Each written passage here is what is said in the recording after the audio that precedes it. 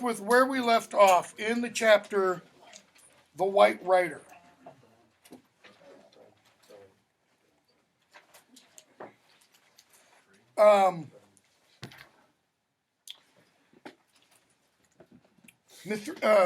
Legolas, where we left off, Legolas yells out the name Mithrandir, and the old man says, "Well, Matt, I say to you again, Legolas," and Aragorn says, page 495,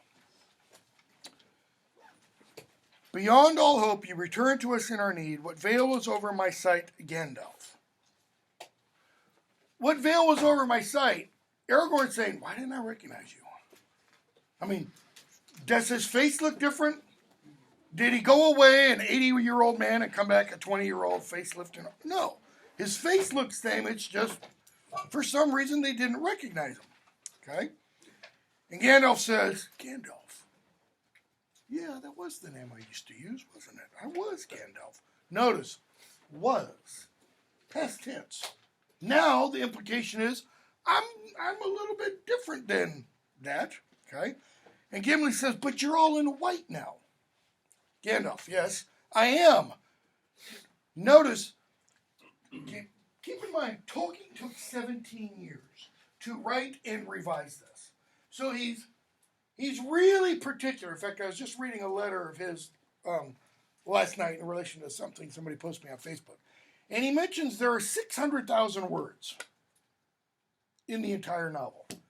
And he says, and every one is chosen intentionally. Okay?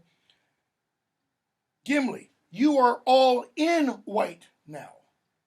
What does that "in" mean? Clothed. Yeah, that's something you take on and put back off. Gandalf, yes, I am white now.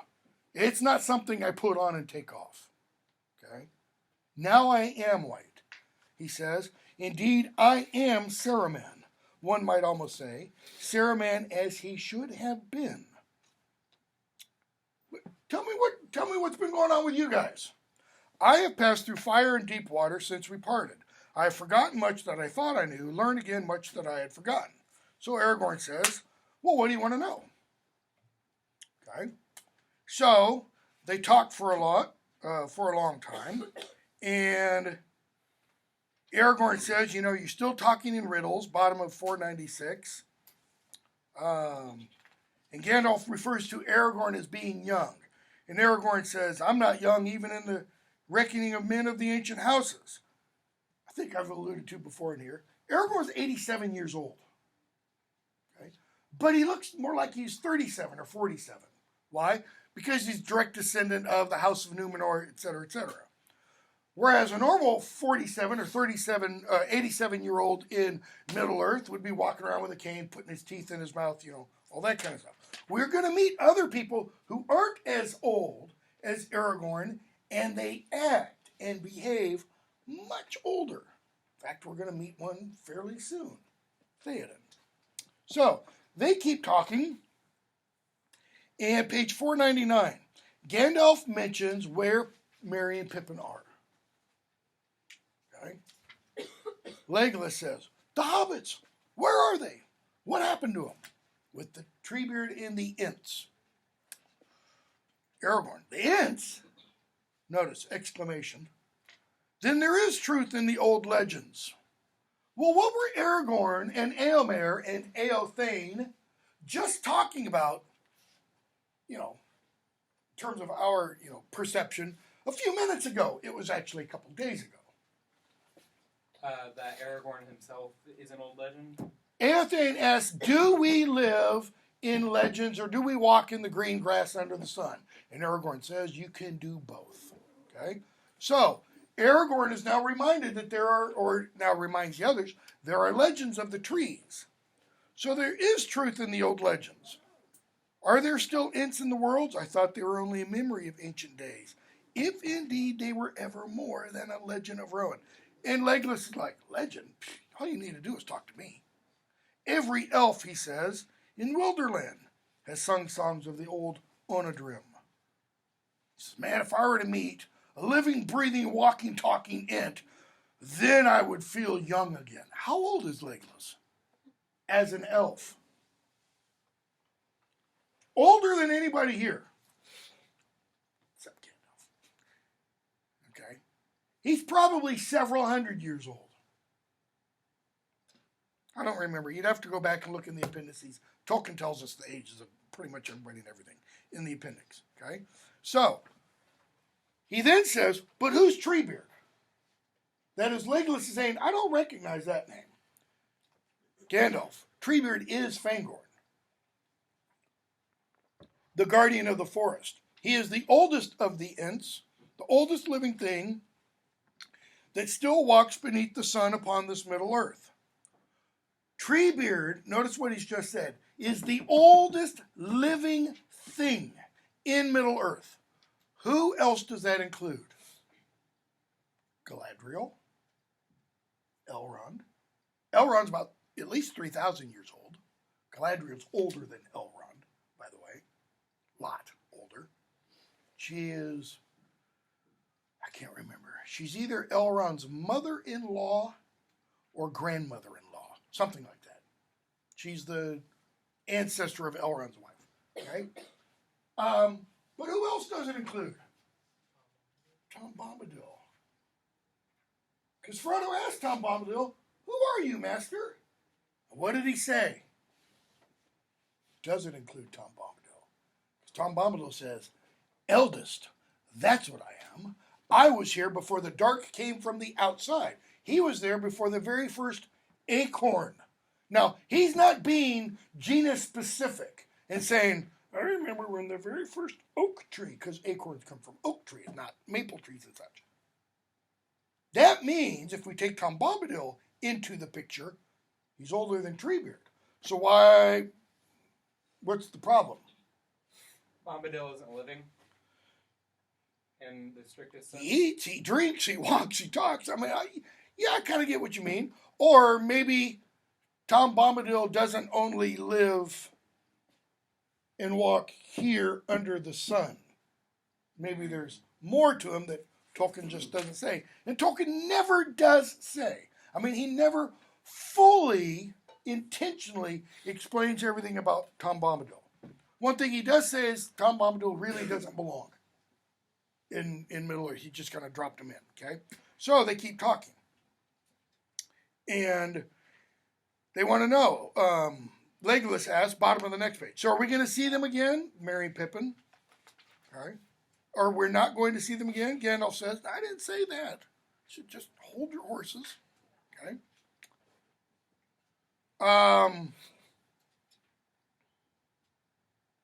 Top of 501. Gandalf says, we'll see. Do you want to come with me now? And they say, yes, we will. And Aragorn says, or we get this description, top of that page. Aragorn rose and looked long at Gandalf. The others gazed at him in silence as they stood there facing one another. The gray figure of the man, Aragorn, son of Arathorn, tall, stern as stone, hand upon the hilt of a sword. He looked as if some king out of the midst of the sea had stepped upon the shores of lesser men. Before him stooped the old figure, white, shining now as if with some light kindled within. Bent, laden with years, but holding of power far beyond the strength of kings. So notice, Gandalf's kind of leaning on his staff, but we're told he looks like he has a light bulb inside radiating out. Why? I am white now. He's not dressed in white, okay? And because there's a little more to Gandalf than meets the eye. So Aragorn says, do I not say truly, that you could go whithersoever you wish quicker than I? That is, you're not limited to just a horse, are you? And this I also say, you're our captain and our banner, the Dark Lord has 9, we have 1, the White Rider, blah, blah, blah, blah, blah. So, they start making their way, and Gimli says, just hold on a second. Tell us what you will, and as time allows, how you fared with the Balrog. What's Gimli really asking for? Tell us what happened. Yeah, tell us what happened, man. He wants to know the gory details. Why? Because he's a dwarf and he likes killing things. Well, that kind of killed like some dwarves too. Well, more than several. It wiped out, relatives of Gimli's. Okay? Gandalf says, don't name him. Name him not. Long time I fell, long I fell, he fell with me. Why are they falling? They fell into the cavern. The bridge over Khazad-dûm. Khazad-dûm is the name of an abyss. Okay? Big, giant crevice, if you want, or crevasse, if you want. Okay? And he says, we fell, and as we fell, he burned me with his whip and all that kind of stuff. They fell into water, he got put out. That is, the Balrog, his flame went out. He says, but there is a bottom to all that. And we came to the very bottom, the foundations of the stone. And what happens? They found the endless stair. Why? Because it goes up and up and up and up. I don't know if you guys have ever climbed towers. Go to England, take a course in London sometime, and then go to a bunch of castles. Or don't even go to a bunch of castles. Just in London, go visit at this place called the Monument.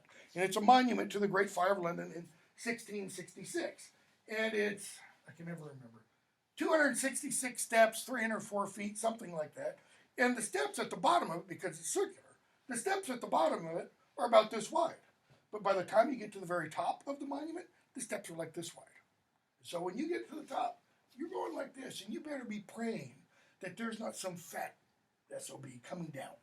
Because, I mean, literally, you got to squeeze up against the wall or the inside pillar. So they're going up and up and up and up the stair. And Gandalf says, page 502 towards the top, about a third of the way down, thereupon Celebdil was a lonely window in the snow, and before it lay a narrow space, a dizzy eyrie above the mist of the world. That is, they went all the way up to the tower, and there's a door leading to the quote-unquote roof of the world, like, going off onto a top of a building. He says, out he sprang, and as I came behind, he burst into new flame. It's kind of like he gets out into the oxygen outside this tower, and he gets reignited, the Balrog. There is none to see, or perhaps in after ages songs would still be sung of the Battle of the Peak. Notice, nobody else was there to see this. But if there had been, maybe there would be songs sung about this. Now, this is an idea that's going to come up a little bit later in a conversation between Aragorn and Eowyn. Okay? He says, and what would they say if anybody saw it? Those who looked up from afar thought the mountain was crowned with storm. In other words, they saw thunder and saw lightning, heard thunder. Ice fell like rain. I threw down my enemy, and he fell from the high place, and broke the mountainside where he smote it in his ruin.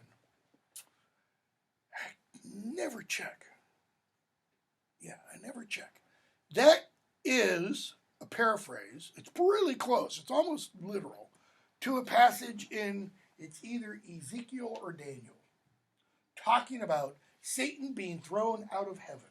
And he hit the earth and broke the earth. Okay? Then darkness took me, Gandalf says, and I strayed out of thought and time and wandered far on roads that I will not tell. How do you stray out of thought and time? I mean, thought's easy. You have a coma. You lose consciousness. Go to a different plane or dimension. Different plane or dimension, possibly. How do you stray out of time? Time is relative. Time is what? Relative. Time's kind of relative. Time exists where? Everywhere. In the quote-unquote known universe. Okay? The only way you go outside time is what? Death. Death is quote-unquote timeless, or into the eternal, the outside time. Is there anybody deathless in the Lord of the Rings? Iluvatar, but he's not in Lord of the Rings. Okay? Who else? There are others. The Valar. Yeah, Tom Bombadil, possibly. Depending on what Tom Bombadil is. Okay? He says, I wandered foreign roads that I will not tell. That is, I'm not going to tell you what I saw when I went there. Notice, he wasn't unconscious. He still retained his consciousness. Naked I was sent back. Sent back where? Middle Earth. Exactly, here. For a brief time, until my task is done. Two important things there. One, who did the sending? If he was sent, then somebody sent him. Okay? And he is sent back naked. Naked how?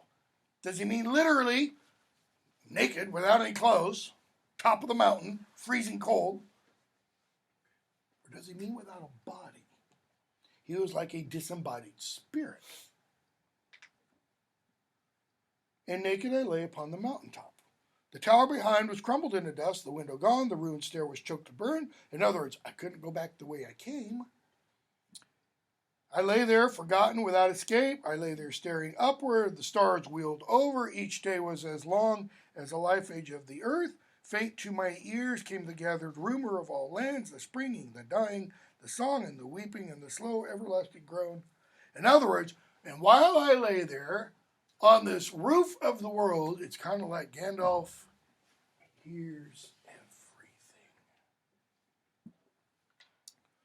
Until Gwaihir the Windlord comes and rescues him and says, the sun shines through you. I do not think you need me anymore. If I were to let you fall, he says, don't let me fall. Take me to Lothlorien. He says, that's what Galadriel has commanded. Why did Galadriel send Gwaihir the Windlord? How did she know to send Gwaihir the Windlord? When did she know? After the Fellowship meets her and they tell her what? Aragorn says, Gandalf fell in Moria. And she starts going, no, it couldn't have happened. Not Gandalf. Somebody else maybe, but... And so she sends a messenger to try to find him. And he says, oh, and I have a message for all of you. Aragorn, she has a message. Where now are the Dunedain, Elisar? The Dunedain are the Rangers of the North. Okay? So, where are all your kindred, Aragorn? They're still up north. You need to call for them. All right? And she mentions the paths of the dead. Not cheery news. He has to kind of like walk through hell and back. Okay? She has a word for Legolas. Beware of the sea. Why? Because if an elf hears the sound of the ocean, the elf will never be content in Middle Earth again. That elf will always want to go across the sea to Valinor. See, if they don't hear the sea, if they've never been to the ocean, elves are totally, perfectly content with living in Middle Earth. Okay? Gimli, she didn't send me a message? Legolas, glad, man, this one sucks. That's no comfort. Would you ever speak openly of your death? He says, yes. Gandalf says, sorry, forgot about yours. But I was trying to figure out what it meant. To Gimli, son of Gloin, bottom of 503, give his lady's greeting, lock bearer, wherever thou goest, my thought goes with thee. But have a care to lay thine axe to the right tree. Okay, skip the part about the, killing trees. What does she mean? Wherever thou goest, my thought goes with thee. She's thinking about him? Bingo. Gimli, you're always in my mind. Why? The audacity to ask for 3 strands of hair and to be a dwarf. One of the people who follows my stuff on YouTube pointed out that I pointed out in a previous version of this class, and I had totally forgotten about it. In the Silmarillion, Feanor, who's a powerful elf who creates what are called the Silmarils, he asks Galadriel for 3 strands of her hair. Because he says, with the strands of her hair, I think, if I remember, it's been a long time since I've read Silmarillion. With the strands of her hair, he can restore the light of Valinor, which bad things have happened to it. We don't have time to go into it. And she says, no. No. You get away. You're not going to take my hair. Okay? But a dwarf asks, and she gives it to him. And what's he going to do? He's going to encase it in impenetrable, everlasting crystal so that it can be revered. It's not, in other words, it's not going to do something good for somebody else. It's just going to become a treasure of the dwarves. And so, wherever you go, I'm kind of thinking about you. And what does Gimli do? Listen to the language. Capering as he sang loudly in the strange dwarf tongue. In happy hour you have returned to us, Gandalf, cried the dwarf. Notice, he doesn't say that in the language the others understand necessarily. He says it in dwarf language. And he's capering. What does it mean to caper? That verb is usually only used in relation to the Irish. It's a dance. It's like dancing to an Irish jig. Okay? So he's kicking his heels up and everything. Should I give this away now? Ah, what the heck. In one of the appendices, Tolkien tells us, well, in the appendices, Tolkien tells us what happens to all of the members of the Fellowship.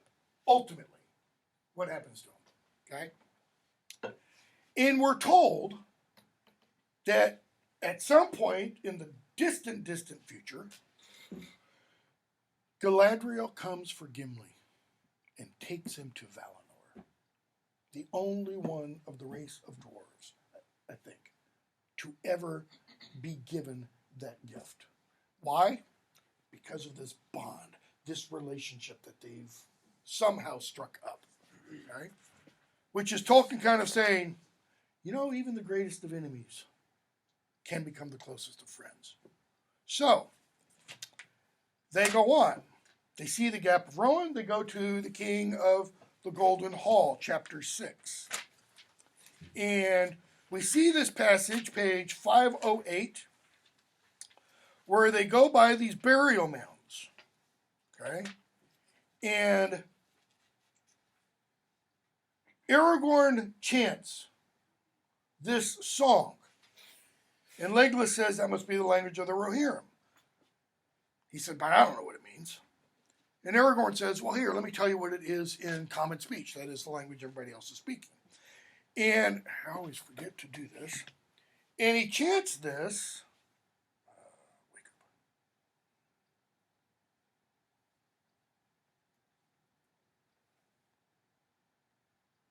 That's close enough. He chants this thing that says, where now the horse and the rider? Where is the horn that was blowing? Where is the helm and the hauberk and the bright hair flowing? Where is the hand on the harp string and the red fire glowing?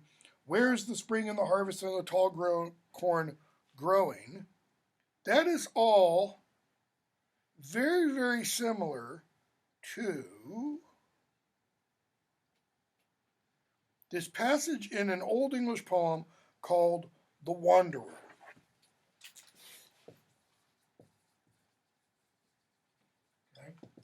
Tolkien, remember, was a scholar of Anglo-Saxon or Old English. He knew this stuff he probably had this poem memorized, knowing Tolkien. And in this poem, there is a passage that is called an ubi sunt. Ubi sunt is Latin. It means where is, or more specifically, where are. Okay. In the 1960s, this kind of technique made a comeback in a song by Peter, Paul, and Mary that was an anti-Vietnam War song. And its song is Where Have All the Flowers Gone? Long time passing. Where have all the children gone? Etc. Talking about kids going off to war. So, here's this passage in Old English. If you saw the Lord of the Rings, the film, Two Towers, you heard Aragorn chant this passage that he then translates into English. And the language that he's chanting there is Old English. Okay? Where quam marg? Where quam mago?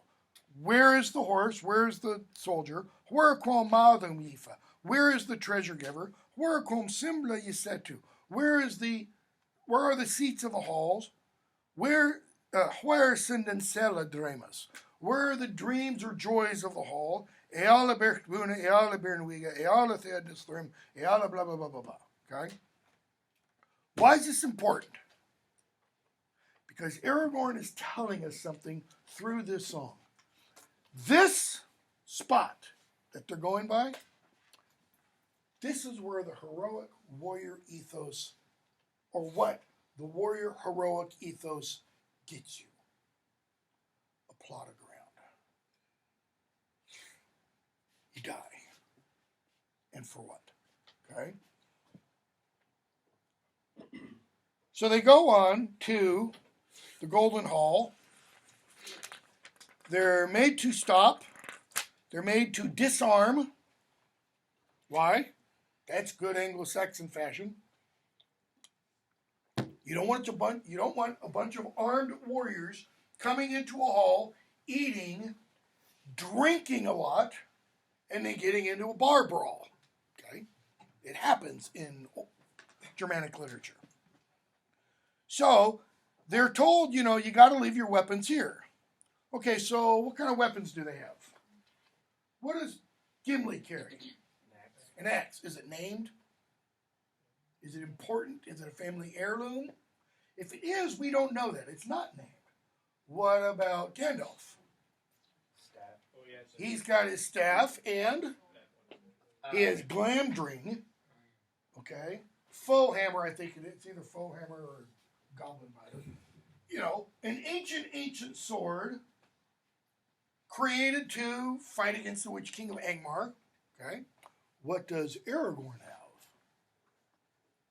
He's got the sword that was broken that has been reforged. They're essentially asking Aragorn, put Excalibur down. And he's kind of like, no. But he does. They all leave their weapons. They say, don't touch them.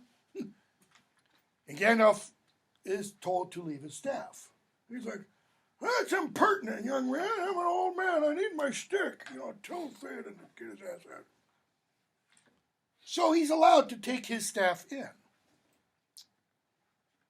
And he goes in, and he talks with Theoden. And we hear Wormtongue speak, an advisor to Theoden, the king. We hear what's happened to Eomer, thrown in prison. And page 514 comes. They say some things about Galadriel, which, Gimli, he's real touchy. And he stands there and he does some things, or he's getting ready to say some things, and Gandalf stops him, and Gandalf then speaks, and then he's had enough. And he throws his tattered cloak aside, and he stands up and leans no longer on his staff. Why? Because it's just a prop. He doesn't need it. And says, the wise speak only of what they know, Grima, son of Galmod, a witless worm have you become. Therefore be silent, keep your forked tongue. And what happens? He raises the staff, there's a roll of thunder, bolt of lightning, so to speak, proverbial, and Wormtongue says, I told you to leave the staff. And what does Gandalf do? Well, let me put it this way. What does Gandalf do in the film at this point? He points his staff, which has a stupid crystal thing on the end, and does what? I command you, Saruman, come out of Theoden, in the name of Christ, Father, Son. It's an exorcism. It's literally an exorcism. He doesn't, mention the Trinity. Okay? Like Saruman is possessing Theoden. Why? Is what is here not powerful enough? Is what is here not transferable to film? Because look at what Gandalf does. He says, now Theoden, son of Thingol, will you hearken to me? Do you ask for help? And what does he do? He points to a window way up at the top of the building.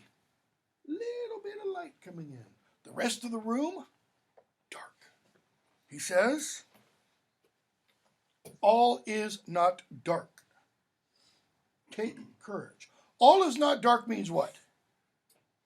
Not all hope is lost. Bingo. Don't despair. We're not totally without hope. Okay, it might be pretty bad.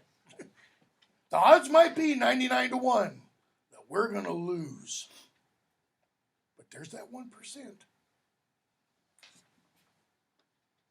He says, I don't give counsel to those that despair. Why?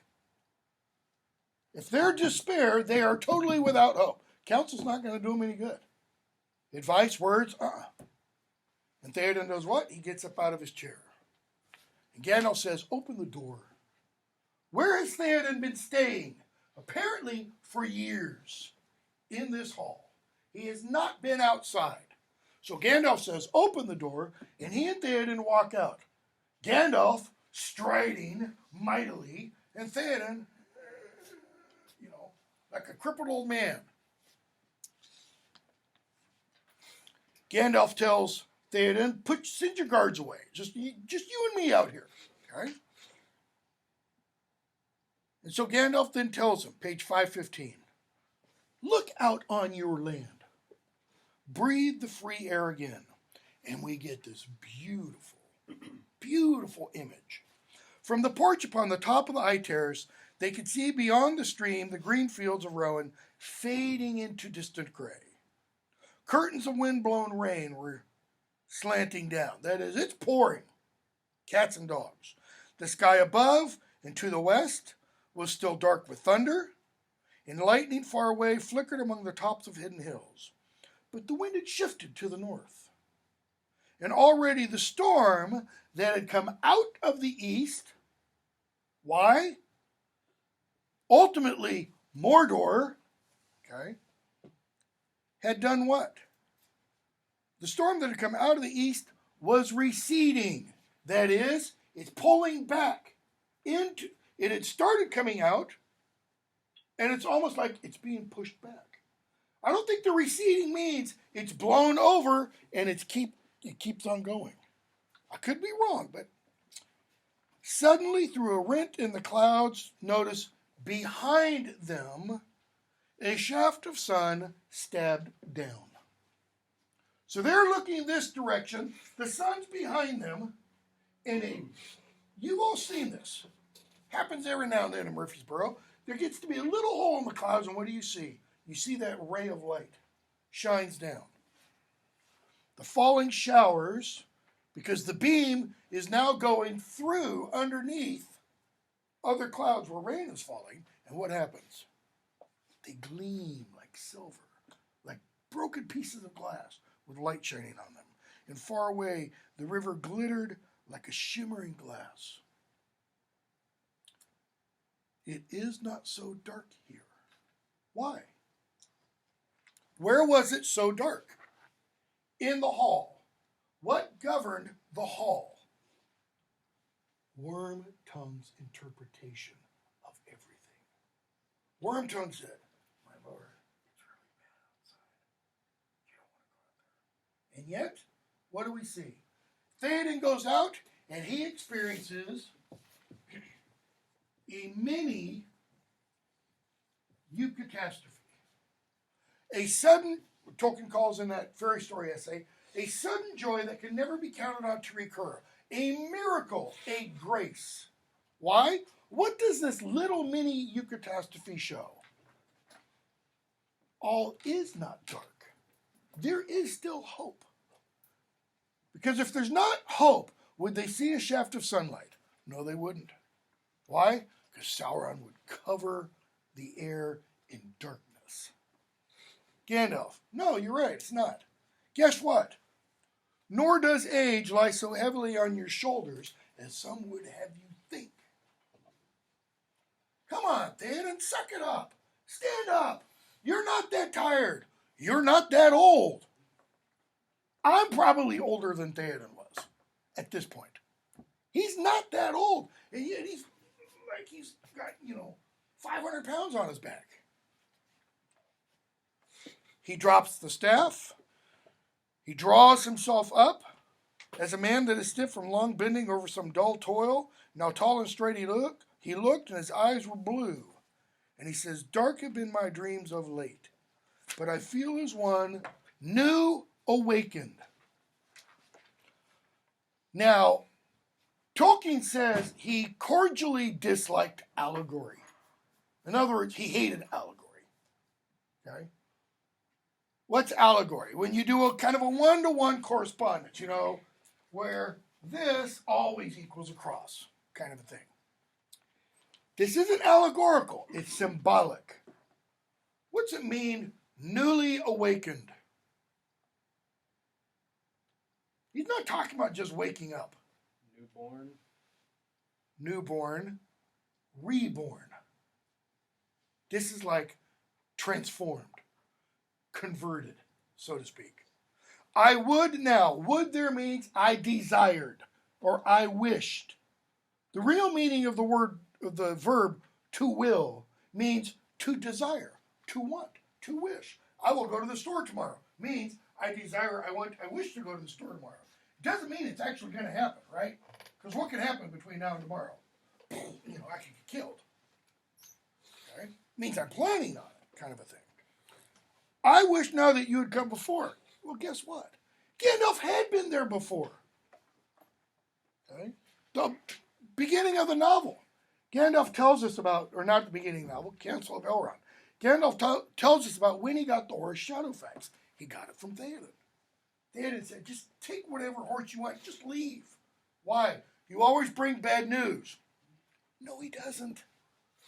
Who told Theoden Gandalf brought bad news? Wormtongue. I fear that already you've come too late. What does that imply? Despair. Not long now shall stand the high hall, fire shall devour. What's to be done? Gandalf says there's a lot to be done. So here's what you can do first. Let Éomer out. He's not your enemy. He hasn't disobeyed you. Okay? So, they do. They give Theoden a sword. What else do? They give Grima Wormtongue a chance. To do what? He says he faithfully serves Theoden, that he doesn't serve Saruman. So, prove it. We'll free you. And you can ride with Theoden into battle. Yeah, there's a good idea. You could be with him on his right or left side, whichever one you choose. And when he dies, you can die with your lord. Good Anglo-Saxon Germanic, warrior mentality. What's my other option? Go to Saruman. And he takes door number 2, showing where his real allegiance is. Okay? So, we see Wormtongue leave, and then we get chapter 7, Helm's Deep. Helm's Deep, in the novel, is 16 pages of Two Towers. The actual battle scene is only 9 of those 16 pages. Okay? If you saw the Two Towers film, how long is the Battle of Helm's Deep? 3/4. It's not 3/4. It's a little over a quarter of the entire 2.5-hour film. It's 30 minutes. Imagine a quarter of the novel being devoted to that. Okay? What's the point I'm making? What does the film do to the Battle of Helm's Deep that the novel doesn't? Overemphasize. 2004, wait, was that it? No, it was earlier than that. Two Towers came out in either 2003 or 2004. I was at a conference, and one of the questions the conference was kind of addressing was, does Tolkien glorify war? And I and a couple others said, no, Tolkien doesn't, Peter Jackson does. And I think that's because Tolkien fought in war. He fought in one of the bloodiest battles of World War I, and Peter Jackson had never set foot on a battlefield. Tolkien does just the opposite. That's why actual battle scenes, they're pretty few and far between. Does he show horror? Oh, yeah. In fact, we're going to see a scene in the next book, Return of the King.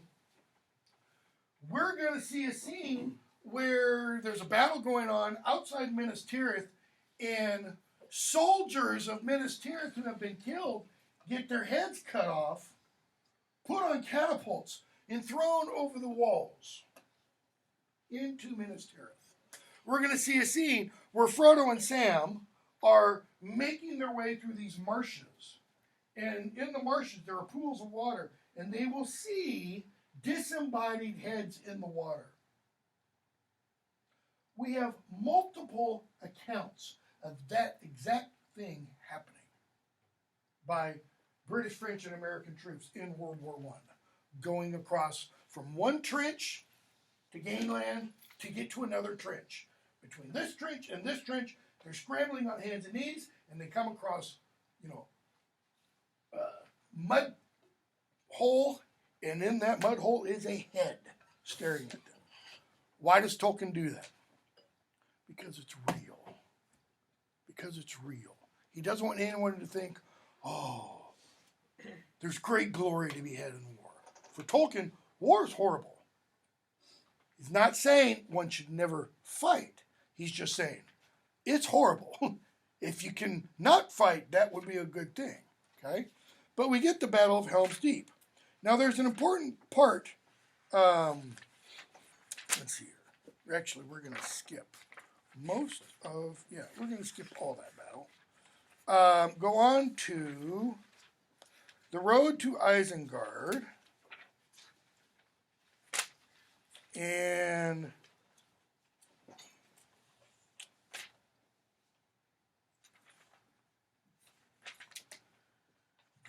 Gandalf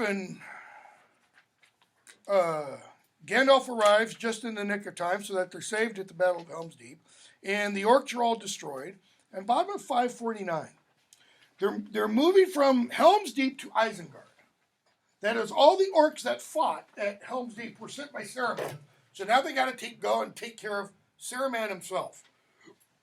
And as they're marching, they're kind of wondering, Gimli especially, well, what's going to happen to all the orc bodies?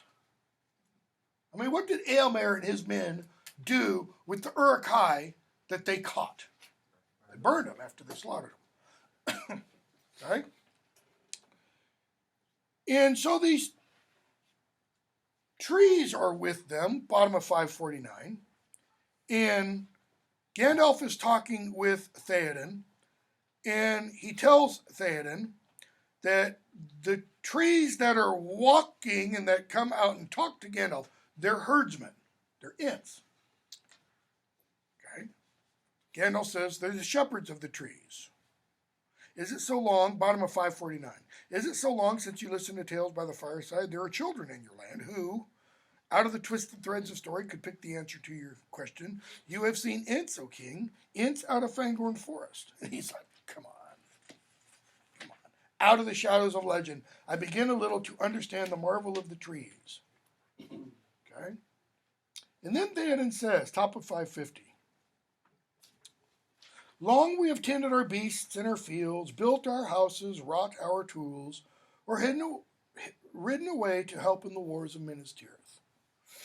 And that is, tending our beasts in our fields, building our houses, making our tools, going off and fighting in wars when we needed to, that we call the life of man. That is what was important. The way of the world. Why? Because to men and women, to humanity, what's important? Us. To dwarves, what's important? Dwarves. To elves, what's important? Elves. We cared little for what lay beyond the borders of our land. The borders of our land there is both literal and metaphorical. It's literal, I'm a Rohirrim. I'm an American. I don't care what goes on outside America. I'm a Rohirrim. I don't care what's going on outside the land of Rohan. Songs we have that tell of these things, that is, these things outside, and we are forgetting them, teaching them only to children as a careless custom. And I think what Theoden / Tolkien means by that is, and maybe the songs aren't meant for children. This is an example of his entire fairy story essay. Maybe the fairy stories, the songs we teach children, are really about what? Real life. But we think real life is my own little narrow provincial parochial life. And now the songs have come down among us out of strange places and walk visible under the sun. And now we discover what? There really are both beautiful, wonderful things, Galadriel, and there are monsters. There are grindles of sorts. Gandalf, you should be glad, for not only the little life of man is now endangered, but the life also of those things which you have deemed the matter of legend. That is, you should be glad. Why? Because the Ents are now awake.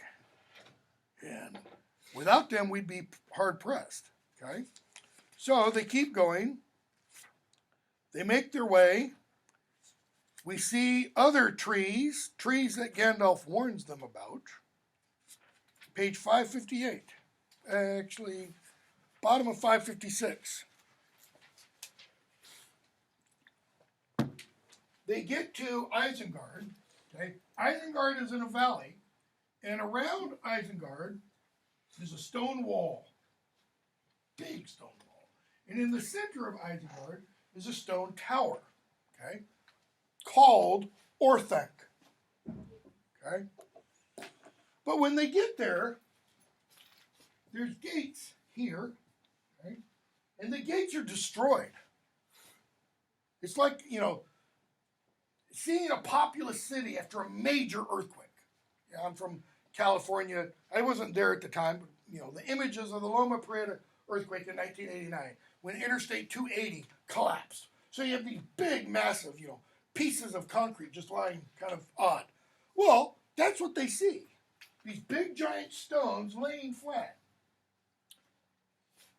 And then they see two little guys sitting on top of them, and smoke coming out of their mouths. And there's Merry and Pippin, smoking weed. Literally, it's what it's called, pipe weed, okay? And drinking beer. I mean, that's the life, right? So, Gandalf says, is Orthanc unguarded? Very last page. Merry says, no, there's Treebeard over there. So, Gandalf and Theoden go off to talk to Treebeard. Aragorn, Legolas, and Gimli, they're going to do what? They're going to drink and smoke some weed too. I mean, they're going to talk to Merry and Pippin about everything that happened to them. Okay? And skipping quite a bit, what do they tell them about the tobacco? Where'd it come from? It came from the Shire. Why is that significant? Saruman has contacts in the Shire. If he's getting tobacco from the Shire, he's not getting it from the, Chicago Commodity Stock Exchange.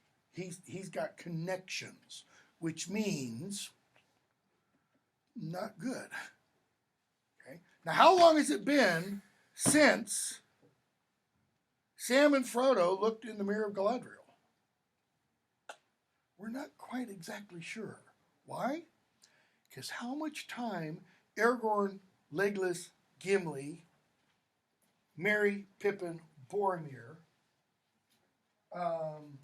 stayed in Lothlorien is a little fuzzy. It's at least a month, maybe it's longer. Okay? We don't have time, so we'll pick up with the voice of Saruman. I really hope we get to the end of book 1. So we'll finish book 1 and get into the next book. second half of Two Towers on Monday. I would read up through, I don't know, Shelob's Lair, Choices of Master Samwise, that is chapters 9 or 10 at least. That's not going to work. Have a good weekend. Enjoy the warm weather.